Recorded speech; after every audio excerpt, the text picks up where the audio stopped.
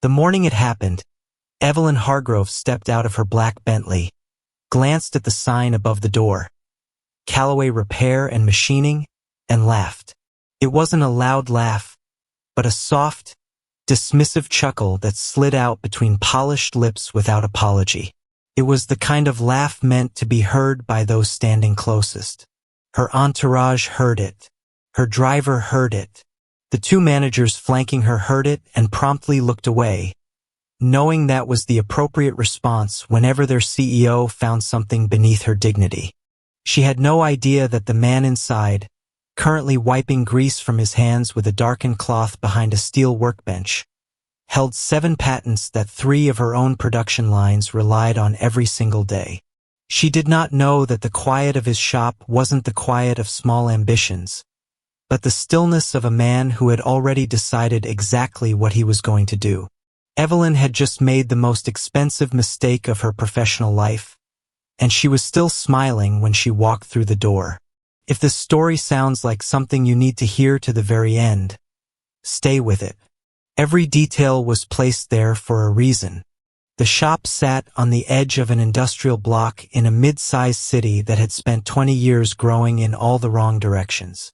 The building was narrow, its exterior paint gray and peeling, and the hand-lettered sign above the entrance had rusted at the corners, making it look far older than its years. But inside, the space told a different story. Every tool hung in its designated place on a pegboard wall, outlined in faint marker so nothing could ever be returned to the wrong hook. The workbenches were entirely clear except for the active job. The floor was swept clean each morning before the first customer arrived, even on days when no customers were expected.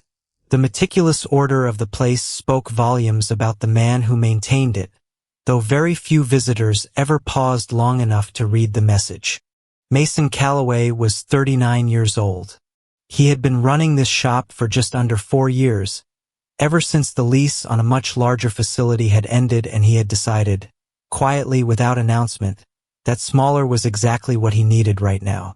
He had a 6-year-old daughter named Bonnie, who was currently missing one front tooth and was fiercely loyal to a stuffed rabbit named Cotton, who resided on the corner of Mason's workbench during school hours. Mason dropped her at the neighbor's house every morning at 7:45 and picked her up at 5 o'clock. In between, he worked.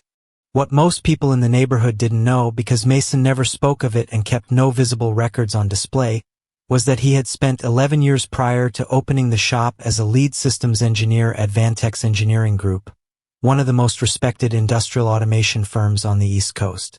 He had designed production line control systems for manufacturers across 7 states.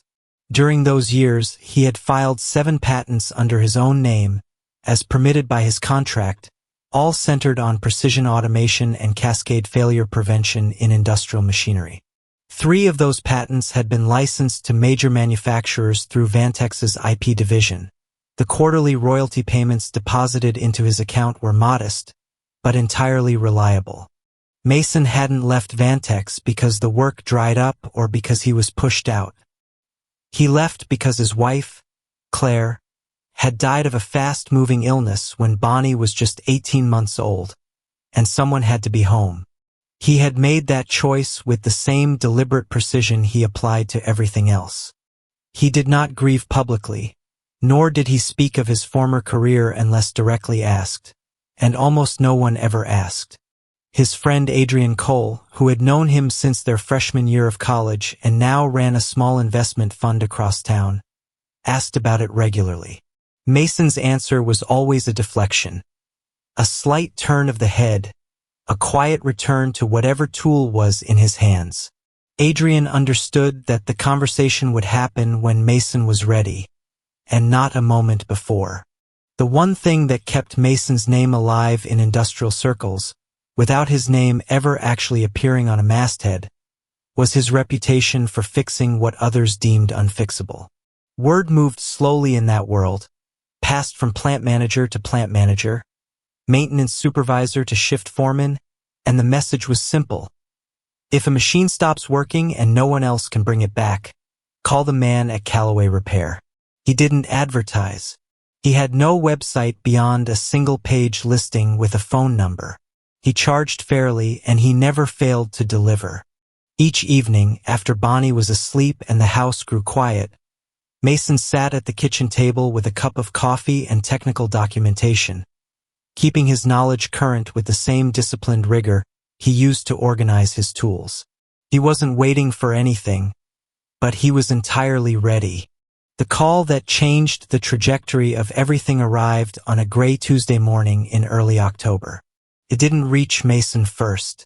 It came to Jason Merritt, the chief financial officer of Hargrove Industrial, who received it from the plant manager of the company's second manufacturing facility at 6:52 a.m. The message was direct and alarming. The primary CNC production line had gone down overnight. A cascade fault had propagated through the control board, freezing the entire system, and the on-site technical team had been unable to isolate the source for 3 hours. Hargrove Industrial was a precision metal components manufacturer, the third largest in the northeastern United States by revenue, and that second facility was currently under contract to supply a defense subcontractor with a rigid delivery deadline just 48 hours away. Jason Merritt called 2 national maintenance contractors before 8 a.m., receiving the same answer from both. They could send a team in 72 hours. He called the original equipment manufacturer's service line and was placed on hold. At 8:20 a.m., he called Evelyn Hargrove's direct line, framing the situation with the careful verbal tiptoeing of a man who had long since learned how to present bad news in the least damaging shape possible. Evelyn listened, uttered 4 words, "Fix it by noon," and ended the call. Jason's fourth call went to the plant manager who had originally reported the failure, a veteran named Walt Garber. Walt had been running that facility for 22 years, and he responded to Jason's escalating panic with a flat, Midwestern calm.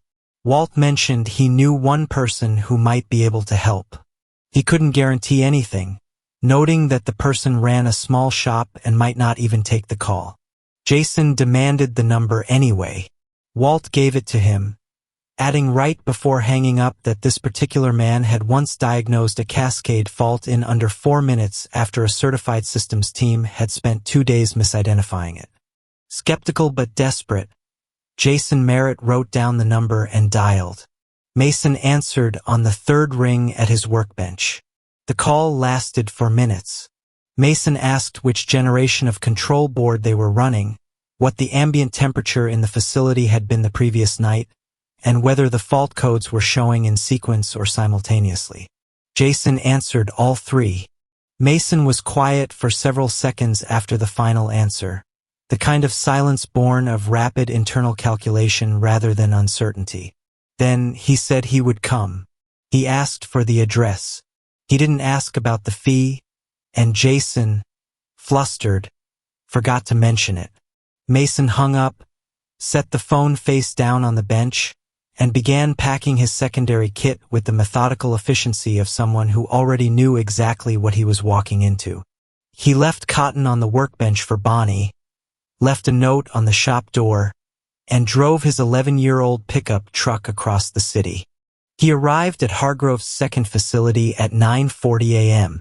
The facility was sprawling, spotless, and surrounded by a fleet of leased luxury vehicles that collectively cost more than Mason's entire shop. A group of people stood in the parking lot near the entrance, Evelyn Hargrove among them. Clad in a sharp charcoal coat, phone in one hand, she raised her other hand to shade her eyes as she assessed the arriving truck. Mason stepped out, wearing dark work pants, a gray flannel shirt with the sleeves rolled to his elbows, and his older work boots. His tool bag hung over one shoulder. He looked at the building first, then at the group. Evelyn Hargrove looked at him the way certain people look at things that arrive in an unexpected package, with a brief, visible recalibration that ended not in openness, but in a revised sort of condescension. Her assistant, Cara Whitfield, stood 2 steps behind her and remained silent. Mason offered a brief nod to the group. No one nodded back. He followed Walt Garber inside. What happened over the next 2 hours and 20 minutes was witnessed only by Walt and 2 floor technicians who had been asked to remain nearby in case Mason needed assistance. He didn't. He worked through the control cabinet systematically, his movements unhurried, his focus absolute. He spoke only once, to ask for a specific diagnostic cable that Walt retrieved from a side cabinet.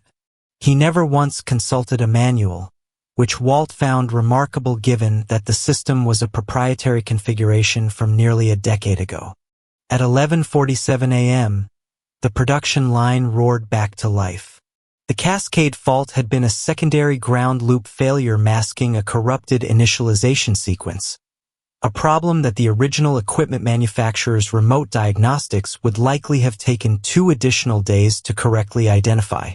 Walt stood at the edge of the floor, watching the first components move down the line with the measured satisfaction of a man who had seen a great many things go wrong in this building and not nearly enough go right. Mason packed his tools, walked out of the facility, and returned to the main corridor where Evelyn was waiting alongside Jason Merritt and 2 operations managers. She was already back on her phone. When Mason appeared, she ended the call and said, with the brisk efficiency of someone settling a minor invoice, "How much?" Mason gave her the number. It was a fair rate, not inflated, not discounted. Evelyn didn't even look up as she instructed Jason to process the payment. Jason, looking at Mason with the poorly concealed amusement of a man who believed he had successfully managed a minor inconvenience, remarked to the room that it was a good thing they had found someone, adding how convenient it was that the small shop rate was so much easier on the quarterly budget than the contract firms. One manager smiled. Another stared at the floor. Jason kept talking about operational cost management, letting the phrase "small operation" slip out twice in 30 seconds, each time with a slight inflection that turned a neutral description into a subtle jab. Evelyn didn't stop him. She was already scrolling through her phone. Kara, standing behind her, looked at the far wall with a careful blankness. Mason recognized that expression. It was the face of someone who was embarrassed by what they were witnessing but lacked the standing to interrupt it. Mason didn't respond to Jason, nor did he look at Evelyn for a reaction. He zipped his bag closed in the same unhurried way he had opened it and settled the strap on his shoulder. Evelyn looked up briefly, offering a finality that was almost gracious in its efficiency. "Thank you for coming on short notice. If we have smaller issues in the future, we'll be in touch." The word "smaller" landed in the room and just sat there. Mason looked at her directly for the first time all day. There was nothing in his expression she could use. No offense, no anger, no plea for recognition. He looked at her the way an engineer looks at a system he is studying, noting its properties without judgment. He said it was no problem. Then he walked out. Walt Garber caught up with him near the exit, reaching out to shake his hand with both of his own. He told Mason quietly that the control system he had just repaired was originally designed by a Vantex team about 9 years back. Walt had been there when it was installed, and he'd never seen anyone outside the original team work on it without documentation. He said he didn't know if Mason knew the system from somewhere, but regardless, he was deeply grateful. Mason thanked him without elaborating and walked to his truck. He sat behind the wheel for a long moment without starting the engine, looking through the windshield at the clean industrial facade of the building that bore the name Hargrove on a brushed steel plate beside the entrance. His face was perfectly still. His hands were calm. Then, he reached into the center console and pulled out a manila folder he hadn't opened in more than 2 years. It contained a document from his Vantex days, a consulting report he had been commissioned to write on the rehabilitation potential of an older Hargrove facility. He looked at the cover page for a moment, put the folder back, started the truck, and drove to pick up Bonnie. Adrian came over that evening with a 6-pack and no particular agenda, which was his way of saying he knew something had happened and he was available if Mason wanted to talk. They sat at the kitchen table after Bonnie was in bed, and Mason laid out the day without any added drama. The visit, the repair, the payment, and the comments from Jason Merritt. Adrian listened to it all, then asked the question he had been quietly forming since the first sentence. "What are you thinking about?" Mason said he was thinking about the Westbrook facility. Adrian set down his bottle. The Westbrook facility was the third manufacturing plant in the Hargrove portfolio, a property Evelyn Hargrove had shuttered 14 months ago on grounds of operational inefficiency. It sat on 12 acres in a neighborhood called Westbrook, about 6 miles from where they were sitting now. The machinery inside was old. The building itself was mid-century industrial, and the entire property had been carrying a "for sale" listing for 9 months with no takers because of its reputation as a massive money pit. Adrian knew all of this because Mason had mentioned it once before, months ago, in a context that hadn't seemed important at the time. Now, hearing Mason say the name again in that specific tone, Adrian understood that it had been important all along. What Adrian didn't know, and what Mason explained over the next hour, was the full reality of what existed inside Westbrook, and why the conventional wisdom about it was completely wrong. Mason had been inside that facility 5 years earlier during his consulting period, back when Hargrove's previous management had commissioned a rehabilitation study before Evelyn took the helm.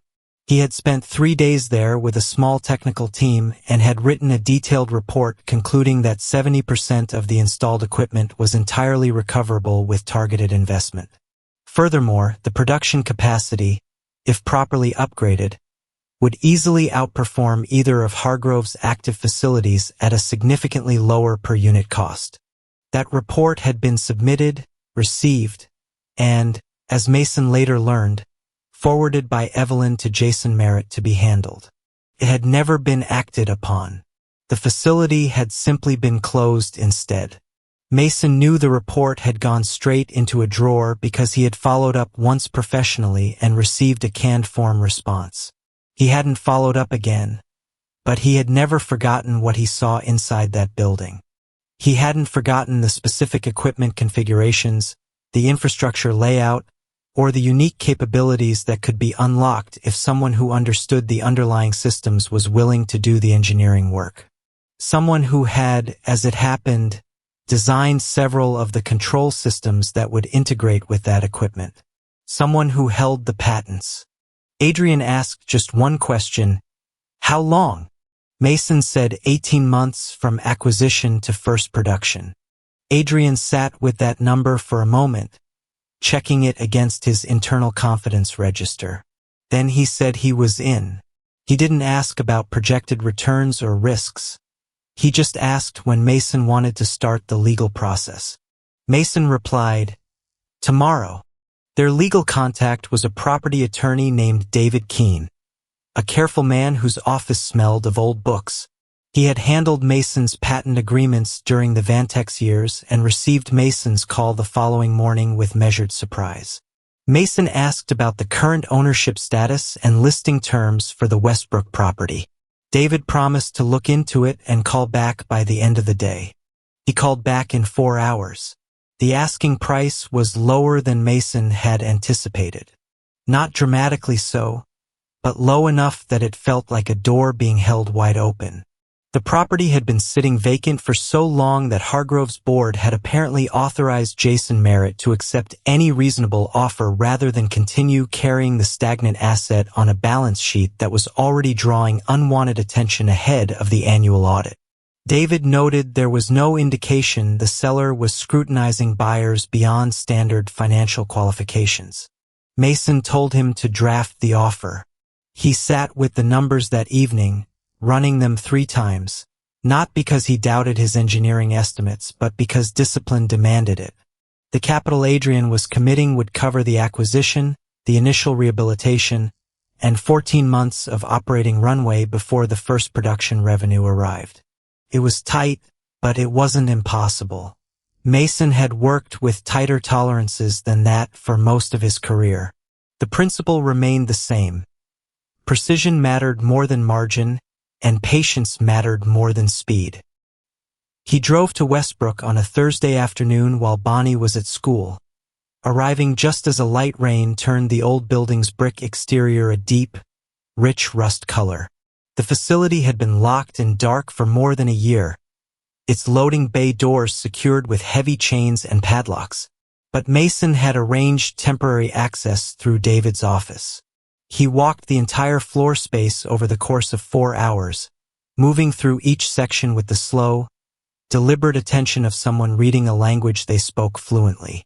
He checked structural connections, examined motor housings, assessed conduit runs, and tested manual overrides on the equipment where they existed. He didn't take notes because he didn't need to. Everything was already perfectly organized in his memory, the way certain minds store the things they have decided to care about permanently. By the time he walked back out into the rain, he had revised his 18-month estimate down to 15. The building had aged well in the ways that mattered and poorly only in the ways that were easily correctable. The purchase closed on a quiet Friday morning. There was no press release, no grand announcement. The acquiring entity was Callaway Industrial LLC, a company registered just 3 weeks prior with Adrian listed as co-owner and Mason as managing director. The filing was a matter of public record, available to anyone who looked, but no one at Hargrove Industrial had any reason to search for it. The name Callaway, appearing in a routine commercial property transaction, raised no red flags. Jason Merritt signed the transfer documentation during a meeting he had scheduled for 30 minutes, most of which he spent reviewing his phone. The former Hargrove employees who had been laid off when Westbrook closed were not informed of the sale, though several of them would find out soon enough through channels that didn't require an official announcement. In the weeks following the acquisition, Mason worked quietly through the hiring process. He reached out through Walt Garber's network and his own former Vantex contacts to find people with the specific, specialized skills the Westbrook operation would require. He didn't post job listings publicly. Instead, he called people directly, explained the project plainly, and offered a wage that was fair without being extraordinary. What drew people in wasn't a massive paycheck, but the nature of the offer itself. A genuine chance to work on something being built from the ground up by someone who knew exactly what he was building and why. Among the first 15 hires were 6 former Westbrook employees who had been cut when Evelyn closed the facility. They knew the building. They knew the equipment. They showed up on the first day of interior work with a focused energy that Mason recognized and deeply respected. He didn't give them a grand speech. He simply showed them what they were going to build, answered their questions directly, and they began. There was a profound satisfaction in watching those 6 people walk back through a door that had been slammed in their faces, carrying their own tool bags and wearing the same work boots they had worn before the layoffs, returning not with bitterness, but with the quiet determination of workers who understood the true value of what they were being given.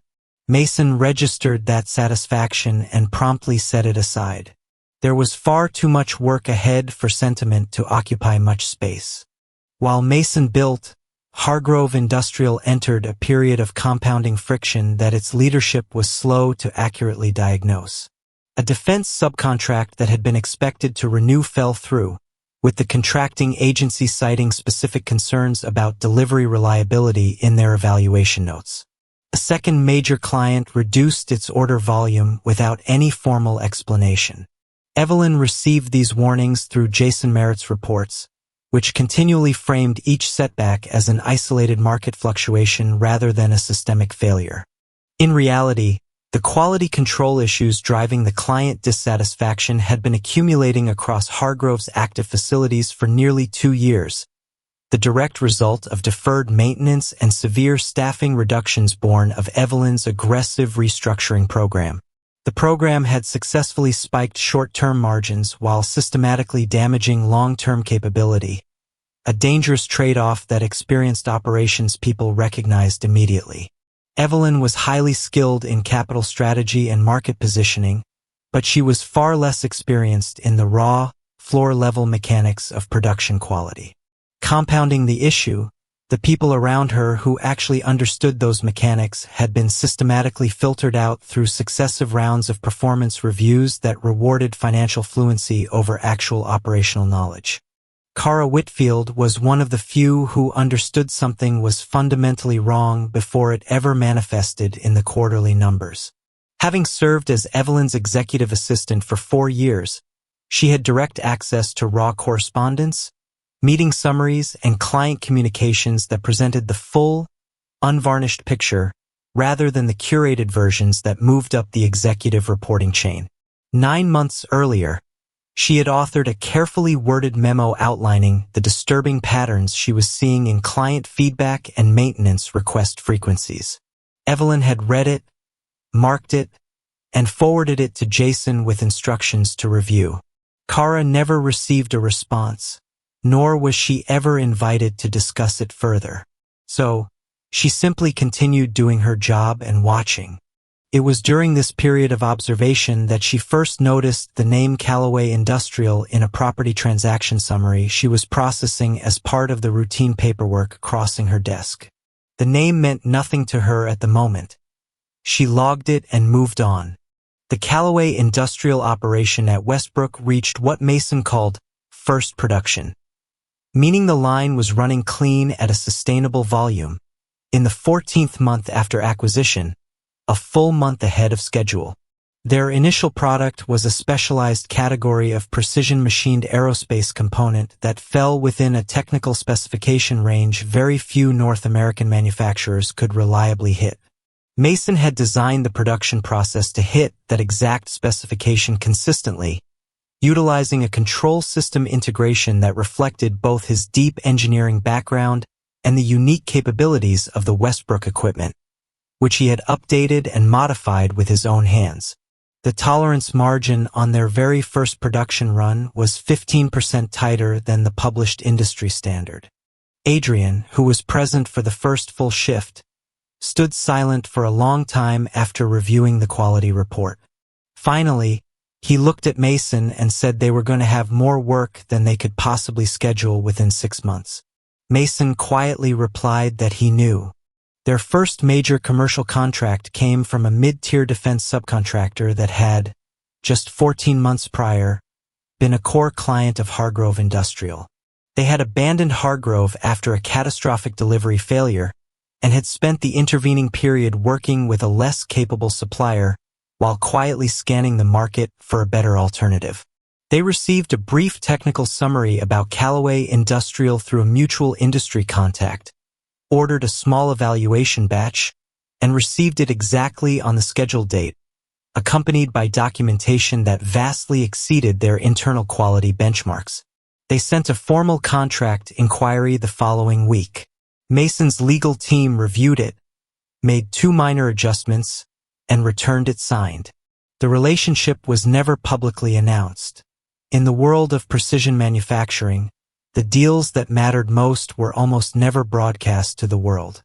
By the 16th month, Callaway Industrial had 3 active production contracts and a 4th under intense negotiation with a prominent Japanese automotive supplier that had been searching for a North American partner capable of meeting their rigid dimensional standards.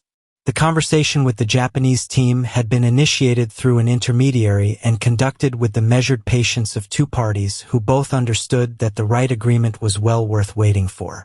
When the contract was finally finalized, its annual value was larger than Hargrove Industrial's total revenue from the entire previous quarter.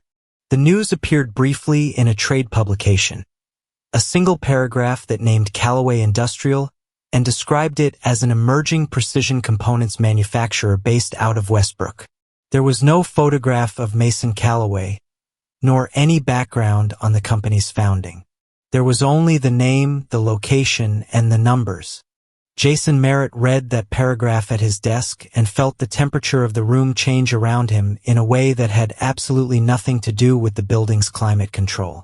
He immediately pulled up a transaction search on Callaway Industrial LLC and found the official property record for the Westbrook acquisition.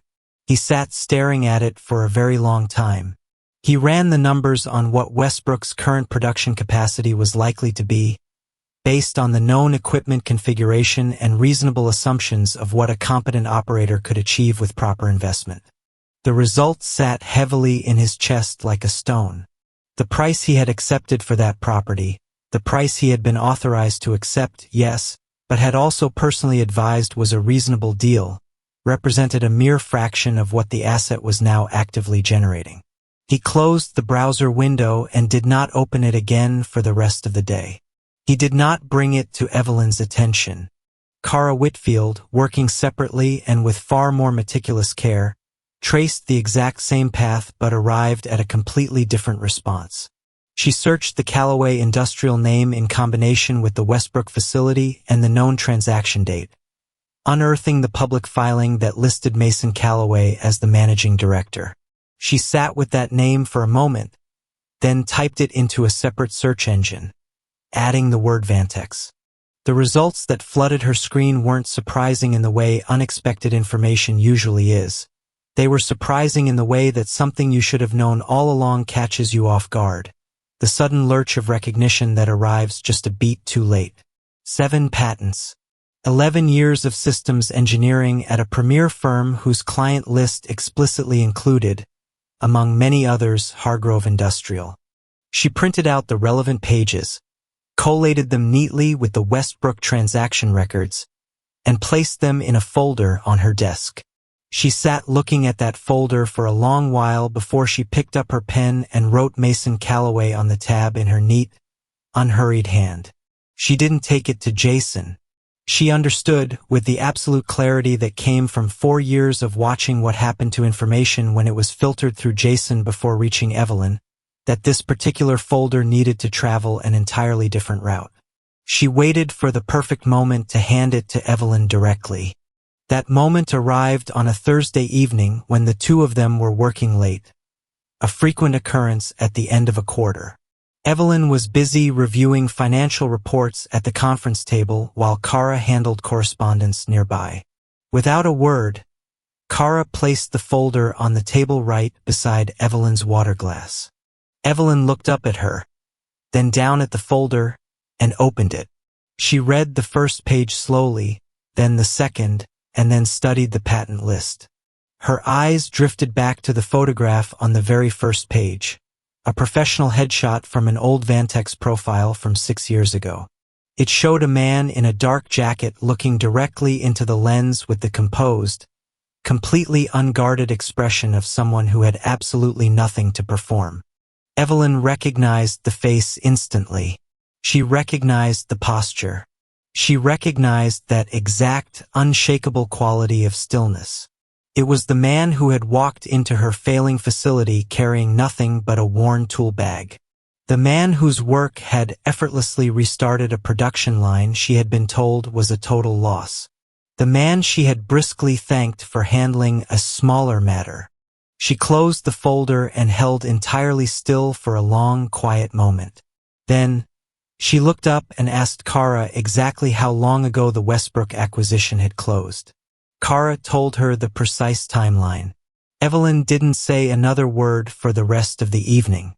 The sweeping audit that followed was entirely Evelyn's decision.